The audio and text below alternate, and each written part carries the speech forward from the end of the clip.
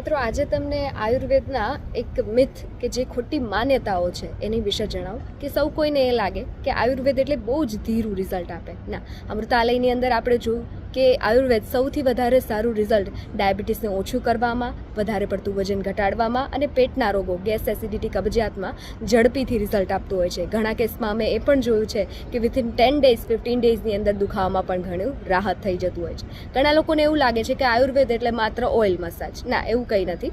આયુર્વેદનો પંચકર્મનો એક પ્રકાર છે કે જેમાં અભ્યંગ, જેને ઓઇલ મસાજ કહેવામાં આવે, એ કરવામાં આવે છે. ઘણા લોકોની એવી પણ માન્યતા છે કે આયુર્વેદ એટલે સ્ટ્રિક્ટ એમાં વેજીટેરિયન જ ખાવાનું. ના, એવું નથી. કે જે આયુર્વેદ એવું માને છે કે ઘણા માંસ વર્ગ જે છે એ પણ ઘણા શરીરને ઉપયોગી હોય છે. માંસ વર્ગમાં તમે લઈ લો કે માંસનું સૂપ વગેરે રોસ્ટેડ બોઇલ ફોર્મમાં, તો એ ઘણા વાઇટામિન્સ એને એવું આપતા હોય. પણ જો તમે એને કરી ફોર્મ કે એને અલગ અલગ રેસીપી બનાવીને તમે લો તો એ ઘણીવાર ડૉક્ટર્સ બંધ કરાવી દેતા હોય છે. તો આ આયુર્વેદની ઘણી માન્યતાઓ છે ખોટી. આગળના વિડીયોમાં જ આ માન્યતાઓ વિશે આપણે વાત કરતા રહીશું. Thank you.